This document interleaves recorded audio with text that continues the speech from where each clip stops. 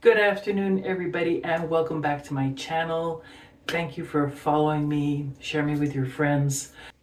In today's tips, I'm just going to make my comments and viewpoints on cascading flaps. There's lots of ideas out there, but I have been asked if I had any special insights. So, of course, I made a little cheat sheet, and if you're doing cascading flaps, anywhere from 2 to 6 flaps on a page. Cascading flaps is where you have more than one flap on a page that will follow over, and a lot of times they can be sequenced either with a photograph image, a piece of paper, or something else. So my tips, I'll show you different ways on doing the flaps, either in a horizontal or if you want some little vertical flaps. So join me in the craft room. Really quick lesson. I hope you have a lot of fun with it. I will post some links to additional videos on flaps that I have made, and you'll find any other information and links for printables in the description below. We'll see you in the craft room. Let's have a look at doing the full page cascade. Now I've made videos. I will post them in the link. You have seen my little cascading flaps in which I made it like a waterfall card. It's fun putting flaps on pages. I've done them in many pages. This one here is a double page spread. So it starts with the main page, and then on the back side I have the story being told in 2 additional flaps. So, and then with these ones here, I added a border on the side of the flap, so it makes a nice edge as I go to the back sides. And a few stickers in between. So, but a lot of people say, what if I take a full photo or a full page? How do I do that? So on this one here, it is 4 flaps on the page. So this is number 1, right? 2, 3, and 4. I did create a little how-to sheet on this, which I will modify and post. So if you have adding flaps on a page, alternating cascading flaps, and this will take you everywhere from 2 flaps to 6 flaps on the page. This one's 4 flaps. I started my 6 flap page.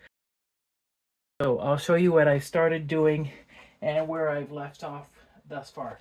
So this is my page itself. Here's my page protector on top, which I'm gonna adhere everything to. And this is my back page. According to my little cheat sheet, when I am doing 6 flaps on the page, my first flap is gonna take the full 6 inches. And then the page, so this one I'm doing horizontally instead of vertically, because a lot of my photos were in landscape format. So I'm going to do the flaps this way this time. So it makes it fun. So it's basically all these instructions just rotated. So with the 6 flaps on a page, your first flap is going to take the first 6 inches. And then you want 5 flaps taking the next 6 inches. To do the math, 5 into 6, it was 1 point something something something, which was really confusing. So I elected to do a 1-inch border at the end of my page, and then the flaps are going to go on. Nice thing, you can trim a photo, but if you don't have a photo, you can do a border maker. So the border maker cartridges are 1 1/4, but most times the images are only 1. So I can add my flaps to my background page if I space them 1 inch apart, which these will be. This one's going to be the one that goes in here. They're all going to sit nicely inside my album. 5 and 6. So this is what I am working on now, just doing all the inserts on these flaps. You can fill all your flaps and then add them to your page, or you could add them to your page and then pull your cardstock in and out as you're working.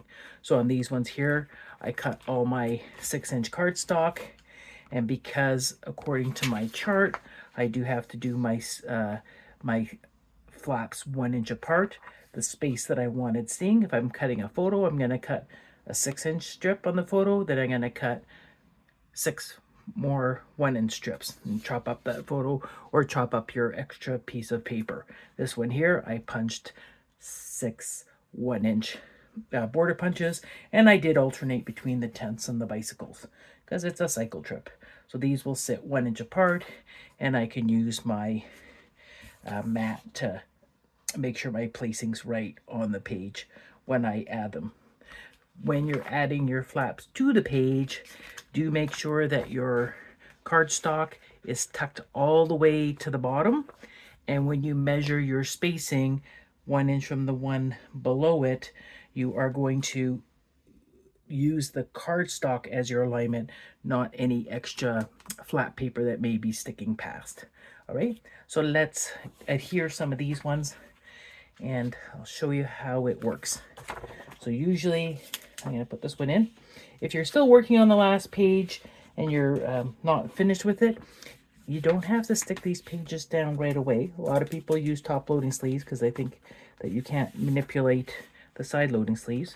But I can slide a paper in here, not adhere it to the page right away, because it's going to sit nicely in between the jeeping, so it won't slide around, and it will sit nice between the page protector top and bottom, so it won't slide around. I'm going to tuck my page protector all the way down because the weight of the flaps may pull it down, and it will cause things to slide a little bit. So my first page is in here. These ones here, if you check from my margins, I do have them set in between my 1s and my 2s. So when I put the flap at the 2-inch line and I have it, the little bit of spacing between the flaps, you're going to see these little bicycles on the washi tape.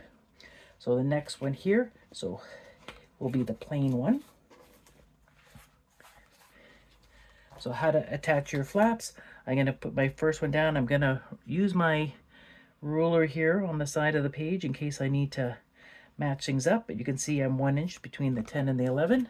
So the back page goes in the under the page protectors, and all of these are going to go on top of the page protectors. These are very accommodating. They will sit real nice in between. Folding it over, right, I'm going to line my cardstock right up to my cardstock, nice and even, and this one is going to go on top of the page protector. And the next one, coming off with my strip, fold it down real nice, line it up at my 10-inch mark on that side, above the bike on that side.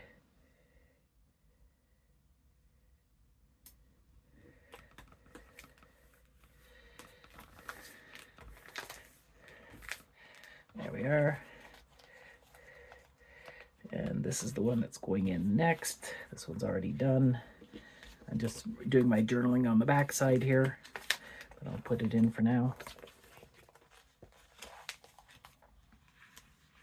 Remember, when you're working on your flaps, one's going to be upright, one's going to be upside down if you're doing the horizontal flaps. So this one's going to sit like this one's going to flip over.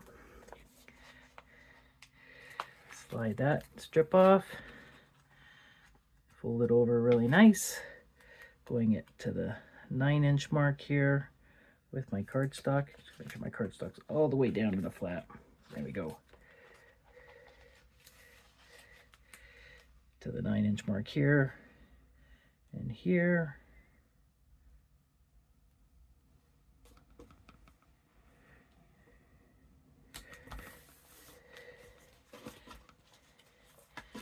On to the next one. I did alternating shades of cardstock, so it looks kind of pretty. So you, for your little bits that are overlapping, oh, I shouldn't have put that bike there. I'm going to take that off. Looks funny now. You're at the 11. You're coming down here.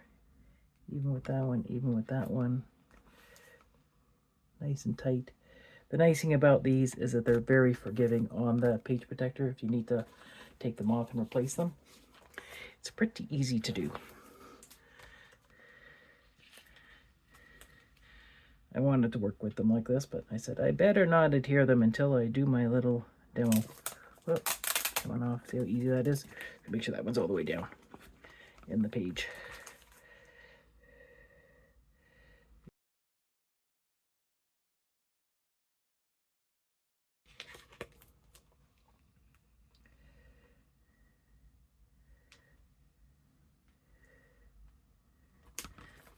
Ear going here, let all the ear out. Last one to go.